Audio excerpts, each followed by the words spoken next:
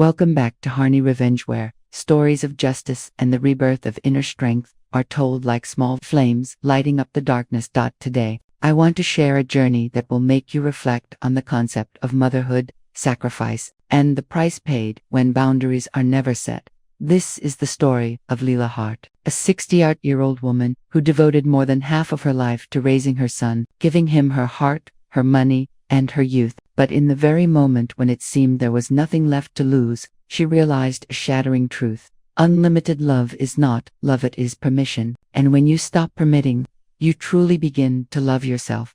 Leela Hart, the mother who once endured in silence, who once bowed her head and apologized to keep the peace, crossed the final boundary. And in that act of resistance, seemingly fragile, she not only stood up against the injustice of her own son, but also freed a soul that had been bound by the word sacrifice for decades. If you have ever felt forgotten in your own family, ever felt your kindness exploited, then Leela's journey will touch your heart. It is a reminder that it is never too late to rebuild the fence around your heart and to demand the respect you deserve. Before we begin, please press like if you believe that every person must take responsibility for their actions. And if you want to continue walking with us on this path of telling stories about the extraordinary strength hidden in seemingly ordinary people, please press subscribe and turn on the notification bell. Your support is the encouragement that keeps Harny Revenge alive. Now let us step into the story of Leela Hart. I am Leela Hart, 68 years old, widowed, living on the edge of Asheville, North Carolina, damp mountain town of cedar shingled roofs and silver thread streams trailing through backyards. This craftsman cottage is one I tightened every bolt on, replaced every plank of wood in. It feels more like memory than property. I thought I understood what family was. I thought I did.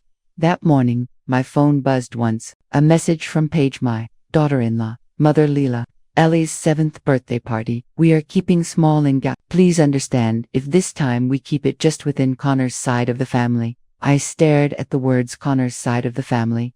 Who am I, if not Connor's mother and Ellie's grandmother? Below the chat box, the receipt of the $6,500 I had just transferred into their travel fund the week before still glimmered money for hotel tickets, emergencies. I typed one word back, all right. Just one word. Inside it was everything: hurt, humiliation, and something else. Clarity. I lifted the kettle, poured the tea. My hand did not tremble, but my heart did. On the kitchen counter, the old envelope of the Hart Family Trust still lay there, corners crumpled from too many openings. 3 years ago, when my husband died, our old lawyer advised me to set up a revocable living trust. I would still retain control, but the house would be directed toward my son Connor. I thought, with the family use purpose clearly written, all would remain peaceful. I thought I needed air. I put on my coat, drove down to South Slope to buy an apple pie to bring to Ellie that afternoon because, invited or not, a grandmother is still a grandmother. On the road, Paige sent another picture, the decoration plan. Pastel colors, balloons spelling Ellie. Beneath was a small caption, sharp as a blade. Please do not feel bad. We will FaceTime. I bit my lip. FaceTime, so family now meant a video call. I turned toward the bungalow of Connor and Paige in Hawthorne Ridge, the place I once helped place the down payment for. I wanted to leave the pie on the porch, as a way to say your grandmother is here. The front door now had a new smart lock, not the code I had set. I rang the bell. No one came out. In the kitchen window, the linen curtains I had given them were replaced with something shinier, cheaper. I was turning back when I heard laughter of strangers. 2 young women wheeled suitcases straight down the side path. One glanced at me and asked, "Is this Hawthorne Hideaway? We booked for 2 nights." I froze. Hideaway? Booked for who? This house of my son, my family's house. Since when had it become a 2-night rental for strangers? I opened my phone, typed the street name and Hawthorne Hideaway into the search bar. In less than 3 seconds, up came a bright listing. Cozy Blue Ridge Bungalow. SDR license pending. The kitchen photo, my kitchen. The wooden shelf I had hand-oiled was now staged with tilted glassware and a fake vintage checkered cloth. The description read, perfect for girls' trips, 2-night minimum, self-check-in via smart lock. I clenched my hand until nails pressed into palm. License pending. In Asheville, SDR short-term rental requires permits, with some neighborhoods nearly banning them entirely. The HOA of this development had CC&Rs tight as shackles. Paige, working in short-term rental marketing, would know that better than anyone. I scrolled further, reading the house rules. No parties, no smoking, no unregistered guests. And what am I on? Unregistered guest in the kitchen. I paid to replace the refrigerator.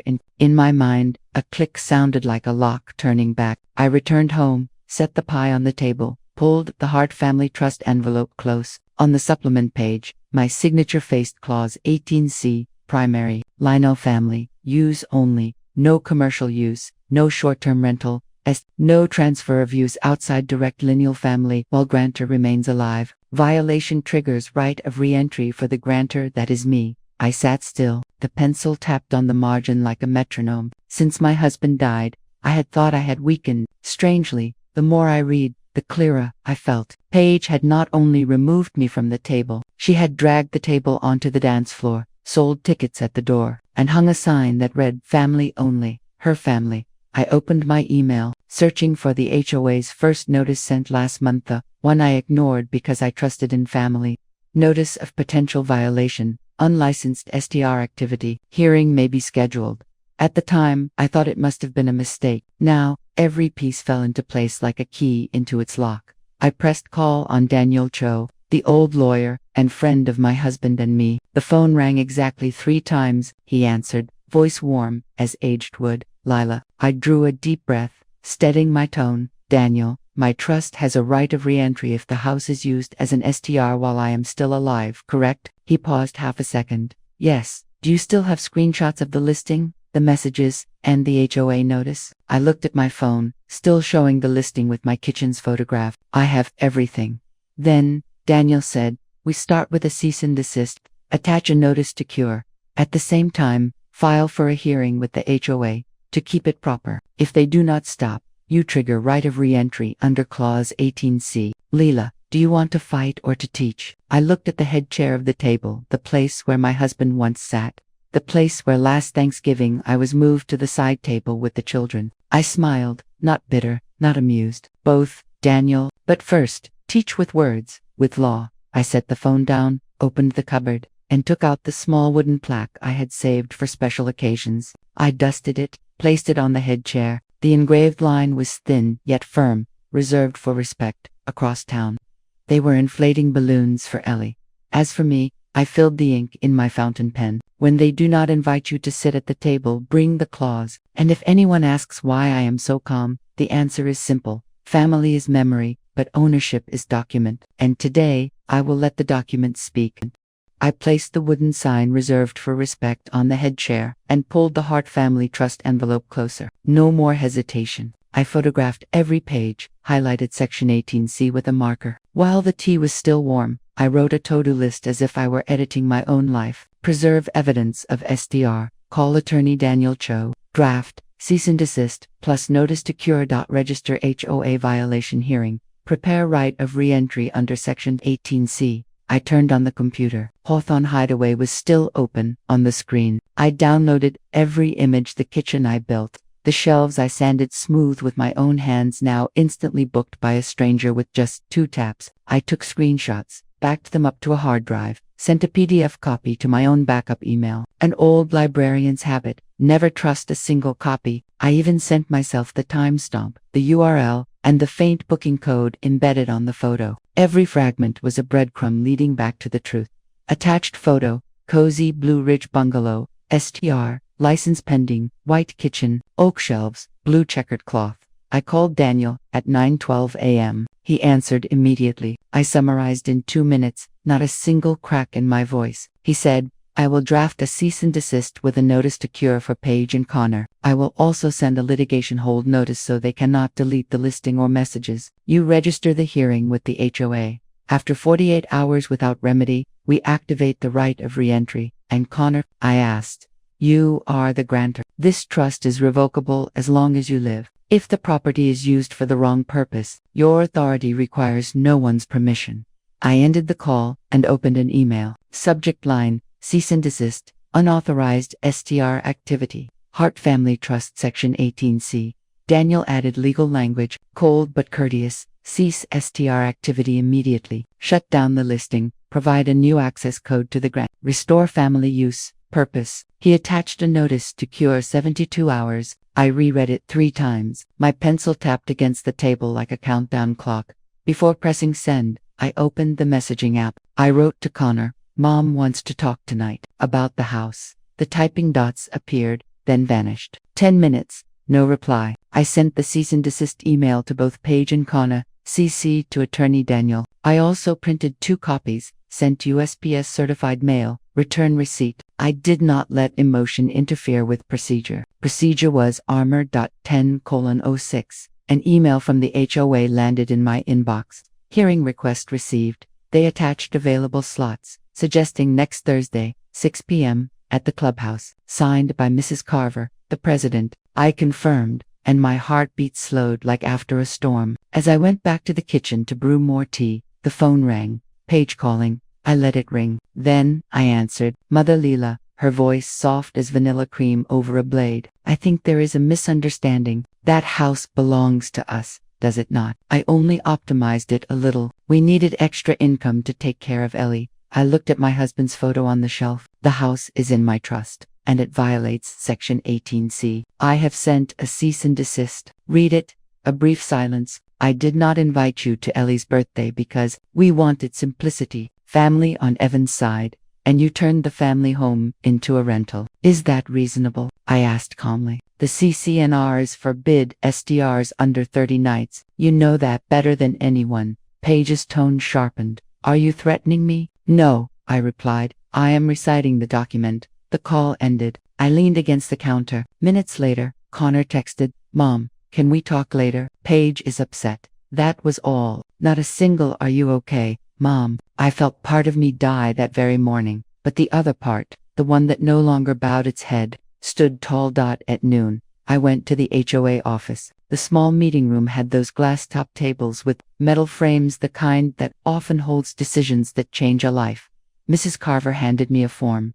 "Mrs. Hart, we need evidence of the listing, photos, captions, times. The HOA has received several complaints about unfamiliar cars parked overnight." I laid down the folder, printed listing, cached booking logs, photos of guests dragging suitcases. And here is CCNR 52. She turned the page. No short-term rentals under 30 nights. First violation, $500 fine, plus immediate seize order. Repeat offense, $1,000 and suspension of amenities. I was never fond of threats, but rules were beautiful in their straight lines. Leaving the I stopped by the county register of deeds. The young clerk with curly hair watched carefully as I filed the memorandum of trust, a summary document, not the full contents, but enough to assert rights. I attached an affidavit drafted by Daniel. The grantor retains right of re-entry if misuse occurs. A notary stamp pressed down on the paper like a stake driven into the ground. By afternoon, sunlight slanted through the pines, the kitchen glowing honey. I heard a car stop outside. It was Connor. He stood on the porch empty-handed,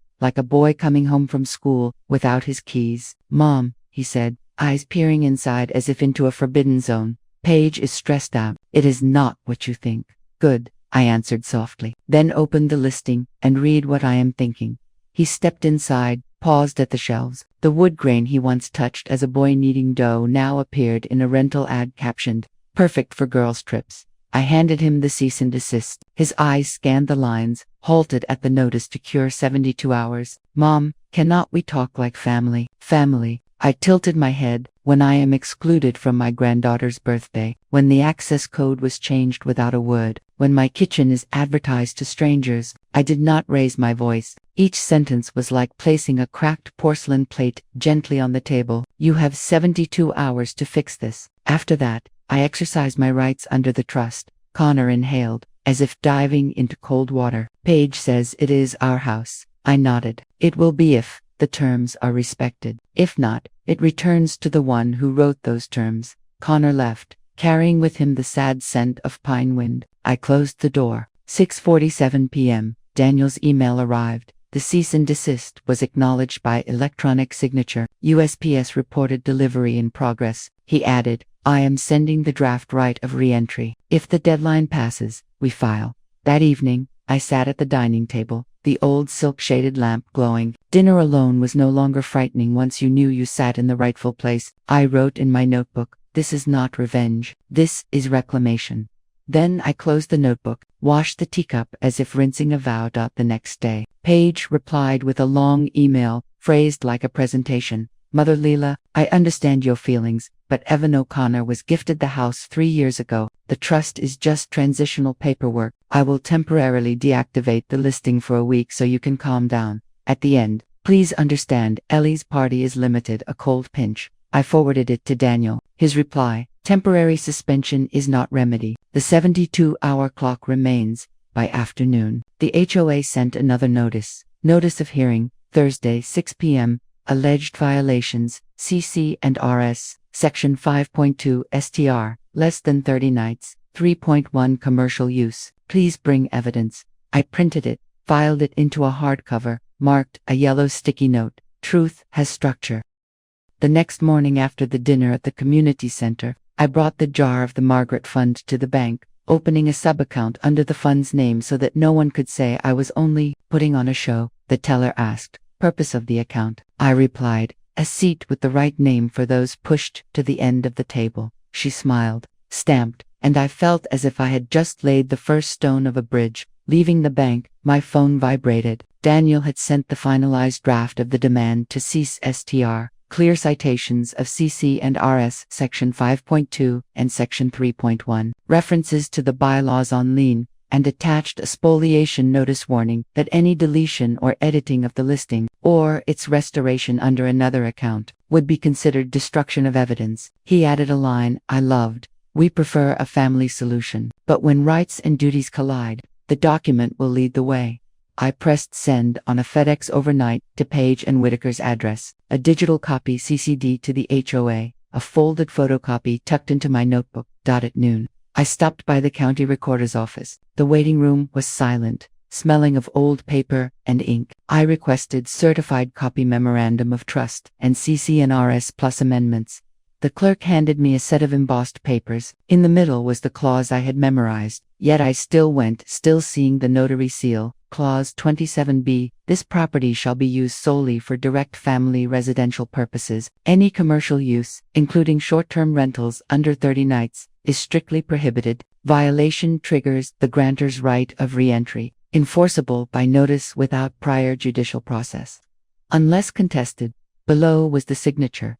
Leela M. Hart Grant. I did not sign to be a good mother. I signed to protect the meaning of a home. Then the afternoon, Paige fired off a long email from Whitaker. The tone was icy. Mrs. Hart's complaints are authoritarian interference. Letting a friend use the house does not constitute commercial STR. Our clients consider further correspondence harassment. Cease your defamation. At the end, they tacked on a defamation threat, a move to familiar. I forwarded the email to Daniel. Within 5 minutes, he replied, good. They just placed themselves in the position of knowing, or having to know about the CC and RS violation. I will respond. All statements by my client are privileged within the HOA complaint process and in anticipation of litigation, protected under litigation privilege. Please review California Civil Code Section 47. I sipped a glass of water. No bitterness, only. Another milestone recorded. That evening, Connor texted, Mom, Paige told me not to get involved, but I remember that Thanksgiving. I know you were hurt. I typed and deleted. Finally, I sent a picture of the jar of the Margaret Fund and a short line. I changed the way I hurt. 3 days later, the HOA sent an official notice of fine, $500 for the first violation, with 24 hours to cure. Remove the listing, stop new bookings, and terminate commercial activity. At the same time, Daniel confirmed that FedEx had delivered the demand to cease. STR to Whitaker signed at 10:11 a.m. I opened my laptop, unsurprised to see that the Hawthorne Hideaway listing was disabled, but with only 3 more clicks into a kosher host, a twin listing appeared. My kitchen, my bench, captions rephrased in the same structure, posted under the account Sonoma Golden Stays, a sister company to Paige's Citron Stays LLC. I took screenshots, saved them as Exhibit H, evasion attempt, with timestamp and IP log through a cache-saving tool. The hardest part about people like Paige is, they always think they are smarter than the law. I sent the entire Exhibit H to the HOA and to Daniel. Ms. Nguyen replied within 30 minutes. Repeat violation recorded. $1,000 fine and warning of utility suspension. Referred to HOA council to proceed with lien if it continues. Mrs. Carver added a single line, heavy enough. I advised the family to revisit Clause 27B and the purpose of a home. That evening, Paige called. I let the phone ring to the third tone before answering. Her voice was sharp as the edge of a glass rim. You are destroying my family's financial plan. I am preserving my own family's plan, I said. It begins with the dining table. That clause is a trap. No, it is a reminder of home, not of revenue. Connor will sue. She exhaled hard. Good, my no contest clause favors those who sue without cause. She hung up. I set the phone down as one sets aside an extra plate from the table. No place left for insult. To not only react, I took the initiative. On Saturday morning, I knocked on Mrs. Carver's door carrying a loaf of banana bread. She opened the door, the smell of Windex and pressed fabric drifting out. I did not come to lobby, I said. I came to say thank you. And to ask, if they keep stalling, what can the HOA actually do? She poured tea. Lien is the final step. But before that, we have the right to suspend utilities and issue escalating fines. More importantly, our minutes are independent evidence when you enforce the right of re-entry. She looked up, her gray eyes not cold. Ms. Leela, I have seen many families break apart because of chairs. You are going the right way through the law, not through anger. Back home, I received an email from City Code Enforcement. Report of STR at Hawthorne Drive has been received. Your neighborhood is located in a zone where STRs under 30 nights are prohibited, unless granted a special permit. Please provide relevant documentation. I immediately forwarded Exhibit AH. This was no longer only about the HO.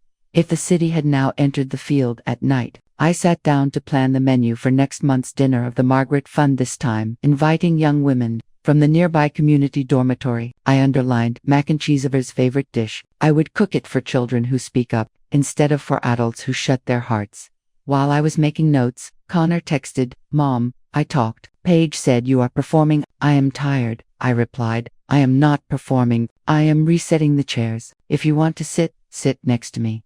The three dots appeared and then vanished. I let out a long breath. Not of disappointment, but of a kind of acceptance. Family bonds also need operating conditions like trust, respect, honesty, and the refusal to commercialize. 2 days later, Whitaker sent a condescending proposal. The family agrees to stop lending for 30 days to keep the peace. In return, Mrs. Hart commits not to enforce Clause 27B for 18 months. I forwarded it to Daniel. He replied almost instantly, no, that is a standstill that kills the clock. My response, full cure within 72 hours per HOA, unlock, share the code, post a written commitment to terminate STR. Otherwise, notice of exercise of right of re-entry plus a temporary application to preserve the status quo. I pressed send. Silence stretched. Then Paige countered with a simple message sent only to me. You will lose your grandson. Sent. I placed my hand on my chest. The scar reopened. But then, I looked at Clause 27B, lying beside me, and remembered why I had written it. So Ava would have a place to call home, not a stranger's rental. I typed back, one day, Ava will ask why her kitchen smelled of strangers. Do you already have an answer? She saw it. No reply. I turned off the lights, walking down the hallway where the frames formed a timeline. Connor at Disney at 8 years old. The Christmas cabin photo I had fully paid off. Evan or no. I shook my head and laughed. How many mothers mix up names of their children because of too many memories? Memories are assets, and I had just decided I would not let anyone monetize memories at the price of a nightly rate. Before bed, I sent Daniel 2 lines. When they changed the lock code, they locked another door as well. Tomorrow morning, we open the court's door. He responded with a single emoji, a tiny paperclip. Yet I knew behind it were filings, authority. Caseland, a chair quietly sliding back to its rightful place. On Monday morning, Daniel texted a single word, go. I put on my old charcoal blazer, pinned my hair neatly, and carried the original memorandum of trust, the CC and RS, and the stack of exhibits, H already numbered. Civil Courtroom Department 12 was small, cold. On the backbench, Paige sat next to Whitaker, his suit to fitted, tie the color of wine. Connor stood a few steps away, hands in pockets, eyes adrift between two shores. The ex parte hearing opened quickly. Daniel presented the motion for temporary restraining order TRA with a sworn declaration, violation of Clause 27B ban on SDR under 30 nights, escalating HOA citations,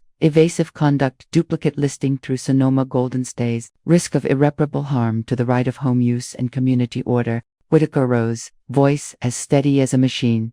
Your Honor, this was an unconditional gift. My client lending a room does not constitute a commercial SDR. Family relations are exaggerated into litigation. Daniel did not turn his head, only pushed forward the printed booking calendar with transaction codes, cleaning invoices, kitchen photographs, and excerpts of CC&RS Section 5.2 Commercial Use, 3.1 Occupancy. He closed with a line: very Daniel, a gift is given. This was conditional and they breached. The judge looked down at Clause 27B embossed with the seal. Only direct family occupancy. STR prohibited. Violation triggers. Right of re-entry enforceable by notice.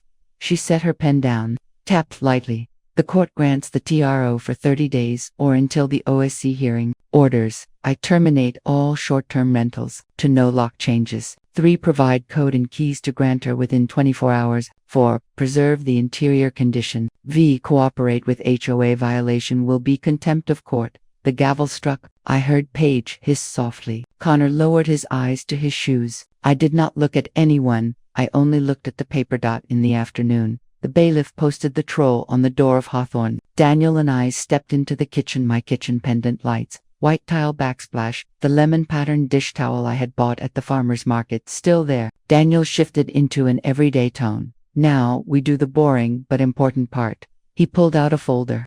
Notice of exercise of right of re-entry, plus notice of default under Clause 27B. I signed. He notarized on the spot with his pocket seal, and the effective date began to run. We stopped by the county recorder. Window number 3. The clerk with rimmed glasses read quickly, stamped receipt. The notice was entered into the chain of title, like a stake driven into the ground. From this point, if the other side challenged, the court would have an official record as the standard. That evening, I went to Daniel's office for the second task, updating my will. The new will was concise but sharp. No contest clause. Anyone who contests the trust or will without grounds forfeits inheritance. Specific bequests. Margaret's first edition book collection to the town library. Porto. Assets outside the trust will pour into the trust upon my death. I read carefully the no contest clause. There was one sentence Daniel added at my request. In this family, respect is a condition. Without respect, there will be no right. I signed. Daniel sealed. Each signature was a light breath. In the next room, the financial advisor handed me the file for the Charitable Remainder Trust CRUT. The Charitable Remainder Fund, named the Margaret Scholarship. Structure: 5% paid annually to me for life. The remainder, upon my death, flows into the Margaret Scholarship for young women in library science and community education in the county. The Hawthorne House was listed as an asset tentatively contributed if direct family bonds were not restored. Within 12 months. Definition of restoration: no shared keys, fixed visitation schedule with the grandchild, 1 family dinner per month. If fulfilled, I would keep the house within the family trust. If not, I would have the right to sell or transfer the property into the CRUT under the pre-drafted notice of intent to fund. I signed the CRUT. The ink dried quickly, as if Margaret herself was steadying my hand.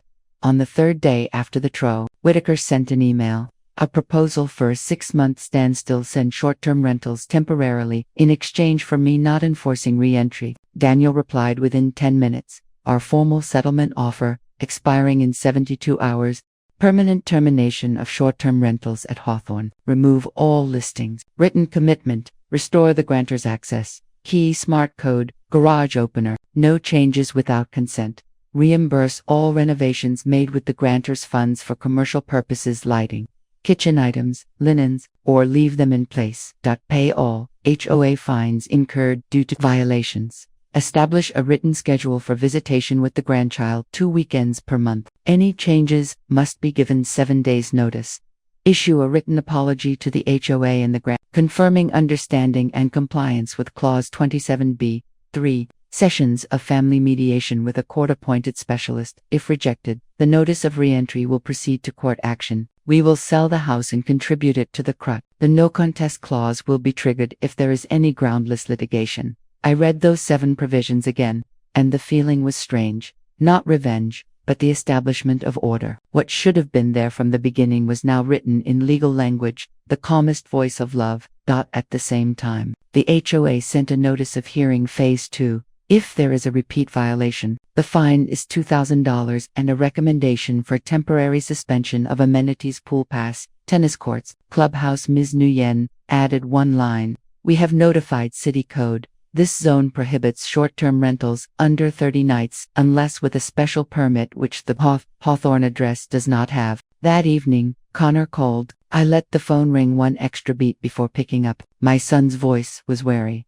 Mom, Paige says, you are making things up. I am stuck. I kept my tone soft. You are not stuck. You are standing in the middle of a bridge. On one side is home, on the other side is a booking list. Whichever bridge you take, I am still your mother. But home I must keep silence for a few seconds on the other end. Will think yes. Think in your own name. Not in the name of whoever is managing the Golden Stays account. I hung up and sat down at the dining table. On the table lay the draft of a letter I planned to send Ava on her 8th birthday. Grandmother will tell you what it means to have a kitchen without the smell of strangers. I smiled. Some stories, a grandmother must be the one to tell.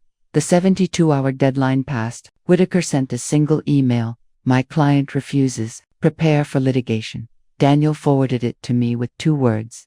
We proceed. The next morning, we filed a motion for preliminary injunction together with a petition for confirmation of right of re-entry and quiet title. Daniel attached the TRO HOA citations, listing photos, booking schedules, cleaning receipts, and evidence of evasion, a single, unbroken thread. He also filed a motion for preservation, prohibiting transfer, prohibiting mortgage, prohibiting any change of ownership until trial. At the same time, I went to the bank to complete the CRUT account. The teller asked, "Will you feel regret?" I shook my head lightly. I regret memories more, but memories can only live in a space that knows respect. If the house cannot do that, it will go to nurture something more worthy. On the way home, the Sonoma wind blew across the rows of vines entering harvest. I remembered my mother Margaret, the one who taught me how to lay a tablecloth straight, how to leave a chair for whoever might be late. I had been leaving a chair for many years. Today, for the first time in my life, I knew how to name that chair. Respect. At night,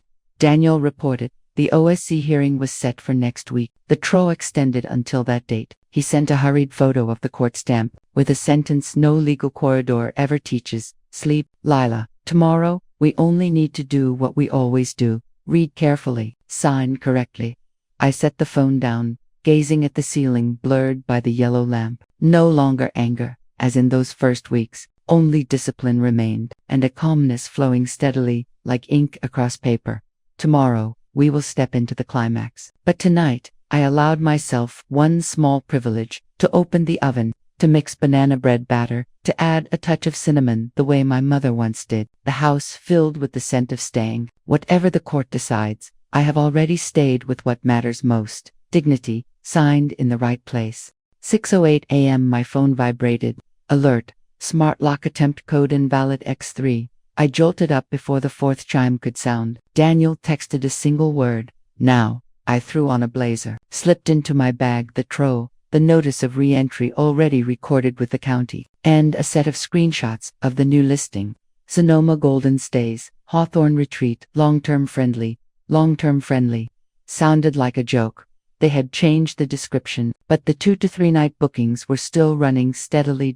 When my car turned onto Hawthorne Drive, a box truck was blocking the entrance. Paige, dressed in a black hoodie, was directing to movers. Connor stood on the porch, head lowered, hands in his coat pockets. I stepped forward, pulling out the printed TRO. The court order is still in effect. No changing locks, no moving property. Paige smiled thinly. We are not moving, just staging, and the house has already been transferred to Hawthorne Social LLC. It no longer concerns you. The hook struck in one heartbeat LLC. I turned to Connor. He avoided my eyes, then suddenly pulled a small USB from his pocket and handed it to Daniel, who had just arrived behind me. His voice was hoarse. I am sorry, Mom. I signed the papers, transferring it into the LLC under Paige's guidance. But here are the account logs for Golden Stays, the revenue spreadsheets, and the ownership verification form with your signature scanned. I do not know how she did it. Daniel skimmed through the .pdf and .csv files, his eyes hardened like steel. He raised his camera, swept it across the scene, then placed a direct call. Sheriff's Civil Unit. We have a TRO violation and evidence of fraudulent conveyance plus forged owner consent. Address. Everything slowed. Paige cursed, signaling the movers to freeze. Connor stepped back,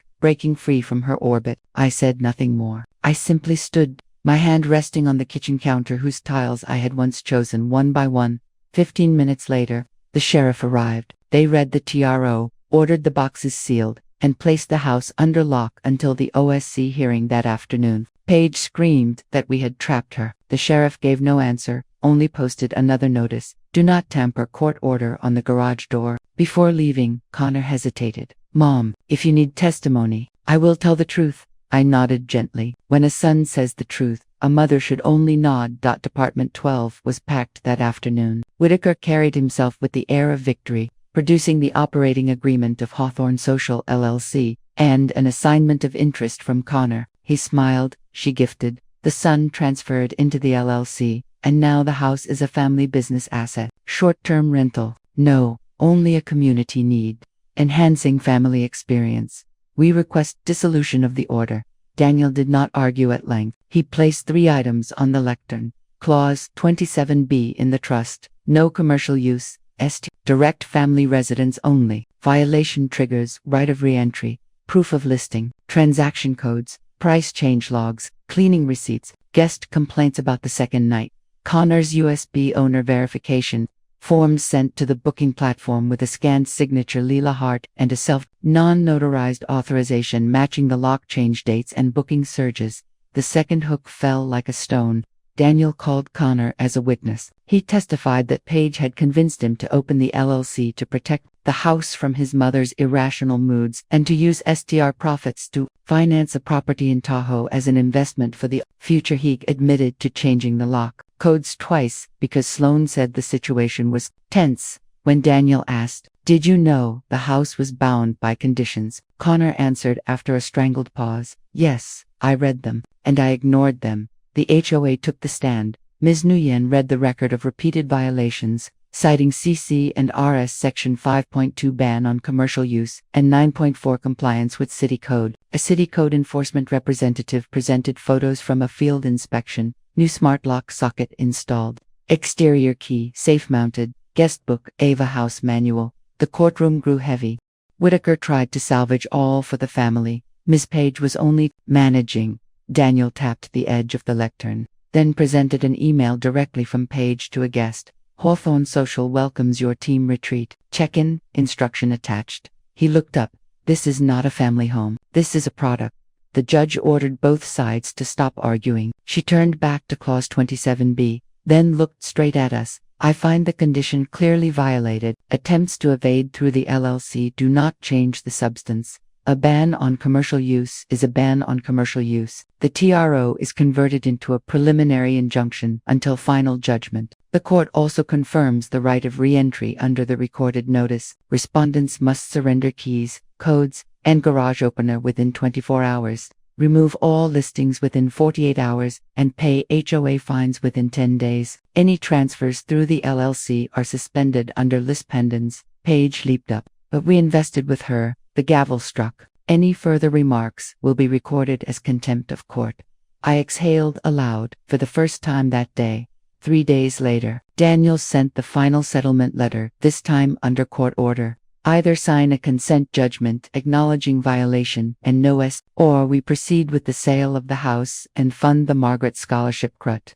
Whitaker responded with a half-measure proposal. Daniel replied with only 2 words. Too late. We scheduled a realtor inspection. Paige secretly moved belongings at night. The smart lock reported an attempt. Daniel sent the log images directly to the sheriff. The next morning, they arrived to issue a contempt warning. Connor sent me a long message of exactly 4 words. I am sorry, Mom, I replied. Keep your testimony. A week later, the preliminary converted into a consent judgment. They did not appeal further. The court recorded, Discretion belongs to the group. All transfers into the LLC are void for the purpose of evading the trust condition. Attorney's fees partly awarded to the prevailing party. The HOA issued the final penalty with a warning that repeat offenses will be referred to city enforcement. I stood alone in the Hawthorne kitchen the night I signed the judgment. I switched on the low pendant light, poured a glass of water, and rested my hand on the wood surface. There was no cheer, only a clean silence, the kind of silence one can live with. I did not sell immediately. I leased the house long-term to a single mother named Riley, a night shift nurse at the county hospital, with 2 children. Rent was set at exactly 12% below market. Margaret's mother liked round numbers. Net proceeds flowed into the Margaret Scholarship under CRUT terms. Riley sent me a single message on Movin Day. "Thank you for trusting a stranger," I replied. "We are not strangers anymore. We are neighbors." Connor later asked to participate in family mediation. Better late than never. In that session, he did not make excuses. He only said, "I let someone else arrange the chairs in my own family. I want to relearn how to set them myself." I asked the mediator to record that line in the minutes. Thanksgiving the following year, I opened the doors of the Sonoma Community Hall, the small room where I had once volunteered with the mobile library. A long table was laid with a checkered cloth, blue-gray thistles arranged in the center. Riley and her children helped me place the bowls. Daniel brought a bottle of local Zinfandel. Ms. Nguyen smiled warmly, and Connor arrived a little late, carrying a pumpkin pie still warm. I sat at the head of the table. At the far end, I placed a small sign, white background, black letters, reserved for respect. No one dared sit there all evening, not out of fear, but because everyone understood what that seat was meant for. I raised my glass, speaking only briefly. This year, we learned again how to name each chair. One is called family, one is called law, one is called grace, and that one over there is called respect. When a chair has the right name, no one is pushed to the children's table anymore. The room was silent for a few moments. Then the soft sound of spoons and forks touching. Through the glass doors, the Sonoma wind pushed thin bands of clouds across the vineyards. I thought of Margaret. She would be pleased. Her daughter had not shouted, had not destroyed, had not turned anger into scars within the home. Her daughter had read carefully, signed rightly, and renamed her own chair, as night fell. I quietly wrote a card for Avamai's granddaughter. One day, if someone tells you there is no place for you at the table, do not argue. Open your bag, take out the clause already written, then smile. Anyone who can read a clause will always know how to keep their seat. I sealed the envelope, placed it on the tray near the door. Inside the house, the clean silence remained, not emptiness, but a space for those who know how to respect one another. And at last, I sat firmly in the chair I had paid for with love, with discipline, and with words on paper. 3 weeks after the consent judgment, I received a certified mail envelope from the county district attorney's office. I had not requested prosecution. I had only filed the documents in the right place, at the right time. But forging a signature for commercial purposes is no small matter in California. The letter stated that a preliminary investigation had been opened into page 4, forged owner consent and false filings related to the booking platform. I set the letter down and poured a cup of tea. I was neither joyful nor sad. Justice is not fireworks. It is like a pendulum clock late by a beat, but it still strikes. Connor came to see me that afternoon. He walked from the parking lot behind the Sonoma Community Hall, carrying a paper bag with warm sourdough bread. We sat on the porch. He told me Paige had moved back to Sacramento, temporarily, at her sister's house. City code required him to remove the lockbox and pay the remaining fines. I asked, "Can you manage that?" He nodded. "I am doing extra remote projects, no longer want to be fast." That sentence was oddly endearing. 10 years ago, all he spoke of was speed. Today, he chose right. That evening, I opened my computer and updated the section notes for Ava. I wrote, "When adults change locks, do not change your heart. When someone redraws the seating chart, do not forget the name of your own chair. Kinship does not exempt responsibility. The law does not exclude love." I printed it out, folded it in thirds, and tucked it into a children's book already placed on the guest bookshelf. A new habit. Riley said her kids preferred rummaging through the shelves more than through the candy drawer. I told her that was the only clause in my house. Read first, then eat. Next month, the HOA will hold a listening session about illegal STRs. Ms. Nguyen invited me to share the timeline as a case study, from the cease and desist to the HOA hearing, to the list pendants, and the consent judgment. I spoke with little emotion, focusing on the milestones. The room fell completely silent when I projected the photo of the Hawthorne kitchen onto the screen. The kitchen that had once been my home, then became a prop, and then returned to being a home again. At the end of the session, an elderly gentleman raised his hand. "Were you not afraid they would hate you?" I answered, "I am more afraid of decent people losing their seats." The HOA passed a new bylaw. Every STR violation will come with a suspension of amenity privileges. Repeat offenses will go directly to city enforcement. Mrs. Carver smiled and said, "It is not to punish, it is to rename every house." I understood. As for Paige, the county prosecutor later chose deferred entry of judgment. She pled to a lesser charge, paid a fine, attended a class on ethics in housing, and refunded the platform fees where possible. I did not advocate for harsh measures. I only requested one thing in my victim statement: do not call a house an asset in front of a child who is calling it a home. The court clerk said no one had ever written a victim statement like that. I smiled and replied, "I am a librarian. I am used to putting on labels." In the spring, the Margaret Scholarship awarded its first grant to Maya, a 12th grade student who wants to study nursing. Riley attended the ceremony. When I read Margaret's name, my throat tightened, not because of tears, but because of the resonance. A name used correctly is like a sentence pronounced correctly. It closes what must be closed, and opens what should be opened. Connor began family therapy every Wednesday. In the third session, he handed me a notebook. The first page was titled, "Boundary Agreement." You hold the key to the heart. Mother holds the key to the text. At family gatherings, no one reserves a seat for anyone else. If there is a dispute, it begins with an email and ends with a hug, within reason. I asked the therapist to stamp it.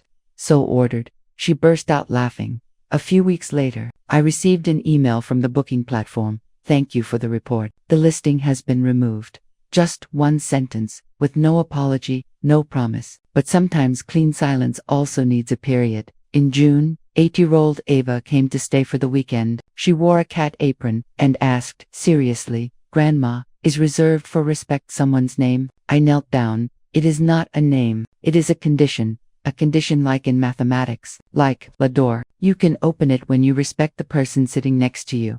She nodded and placed an extra little chair beside me. We sat together reading Charlotte's Web. When we reached the part where the web spelled out "some pig," Ava whispered, "some seat." I laughed aloud, the gentlest laugh I had in many years. That evening, Connor came to pick up Ava. He stood at the door for quite a while, then said, "I have paid the fine. I also proposed to buy back a part of the house at the appraised value, so you would not have to carry the burden." I shook my head. "Not necessary. You must first buy back your own seat at the table." He understood. Adults sometimes need homework, too. 1 year after receiving the message, "Please understand, Mom," I returned to Lake Sonoma Overlook. The wind rushed cool, the grapes still green. I carried a blank sheet of paper. On it, I wrote 3 lines. "Do not let kindness become a blank authorization. Every great gift requires small but clear conditions. When pushed to the children's table, answer with the leverage of adulthood, pen, paper, and law." I folded the sheet and tucked it into the planner with the tab clause 27B. Papers cannot embrace you, but they can hold a portion of your dignity when your hands are too busy trembling. On the way home, my phone vibrated. "Ms. Nguyen, the board would like to invite you to serve as volunteer on Bada Bridge between residents and the HOA. Do you have time?" I looked at my calendar. I did. I was still a librarian, in another sense, keeping memories on the right shelf, keeping clauses in the right drawer. Thanksgiving once again. The community hall was crowded. Connor placed an extra chair right next to me without asking. Ava labeled each seat, "Family Law, Grace, Respect." Riley carried in a tray of mashed potatoes. Daniel opened a bottle of Zinfandel he had just bought from the vineyard next door, raising it as a silent toast. I looked around and noticed that the last chair still bore its old nameplate, but it was no longer empty. A young mother, lost and hesitant, sat down there. I softly said, "Go ahead and sit. Here, respect is the chair for the one who comes later."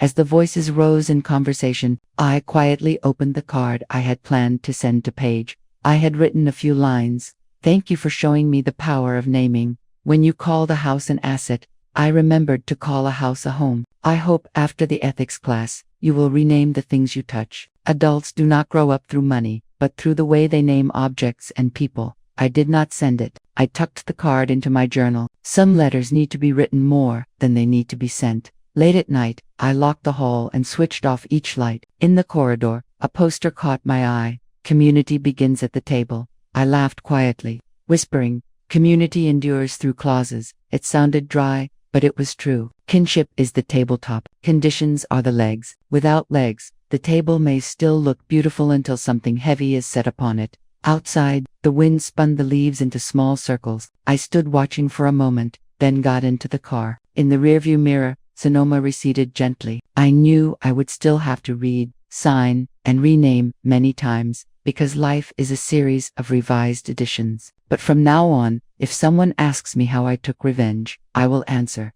I did not. I renamed, and when everything bears its right name, my chair returns on its own. I started the engine. An old Sinatra song played softly. At home, the small sign still waited on the last chair, reserved for respect, not for display, but as a reminder for me, for my children and grandchildren, for anyone who steps into my life in hurried shoes. Here, every chair has a name. I locked the door of the community hall after the year-end dinner, the small wooden sign reserved for respect tucked neatly in my bag. Outside, Sonoma's fog covered the lawn in white. The streetlights exhaled a warm golden halo. Connor circled back with the car, rolled down the window. "Do you need me to drive you home?" I shook my head. "I can walk. You take Ava home first. Do not forget her assignment about naming the chair." He smiled. "I know."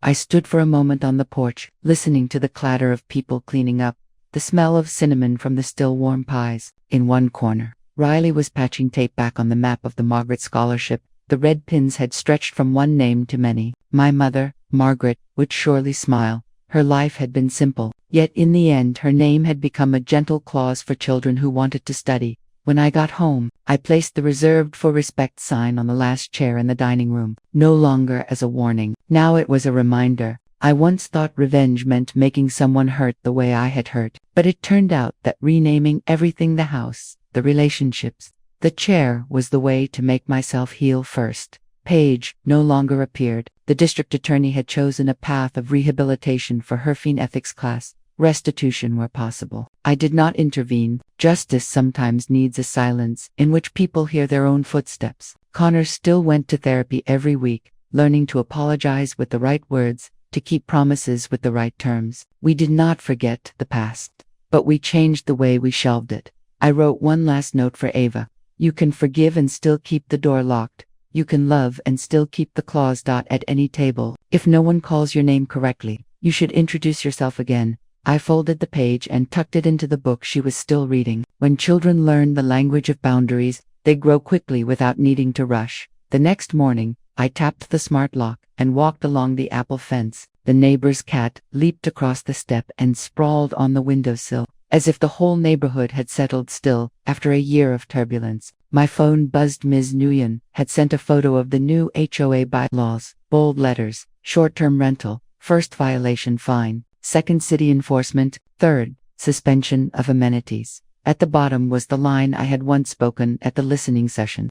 Do not call a house an asset when a child is calling it a home. I smiled softly. Some words, once entered into the record, lose sharpness but gain endurance. I locked the door of the community hall after the year-end dinner, the small wooden sign reserved for respect tucked neatly in my bag. Outside, Sonoma's fog covered the lawn in white. The streetlights exhaled a warm golden halo. Connor circled back with the car, rolled down the window. Do you need me to drive you home? I shook my head. I can walk. You take Ava home first. Do not forget her assignment about naming the chair. He smiled. I know.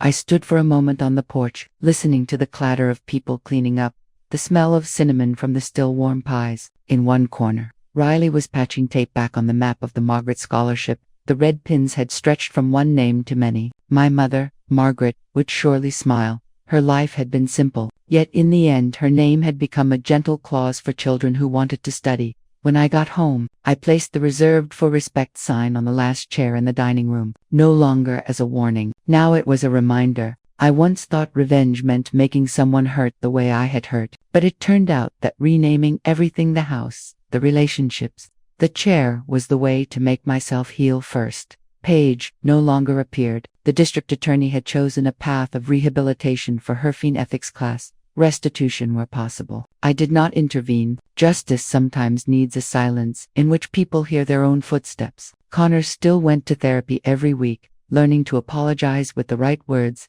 to keep promises with the right terms. We did not forget the past, but we changed the way we shelved it. I wrote one last note for Ava.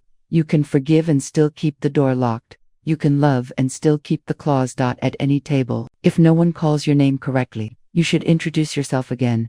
I folded the page and tucked it into the book she was still reading. When children learn the language of boundaries, they grow quickly without needing to rush. The next morning, I tapped the smart lock and walked along the apple fence. The neighbor's cat leaped across the step and sprawled on the windowsill, as if the whole neighborhood had settled still after a year of turbulence. My phone buzzed. Ms. Nguyen had sent a photo of the new HOA bylaws, bold letters, short-term rental, first violation fine, second city enforcement, third, suspension of amenities. At the bottom was the line I had once spoken at the listening session. Do not call a house an asset when a child is calling it a home. I smiled softly. Some words, once entered into the record, lose sharpness but gain endurance.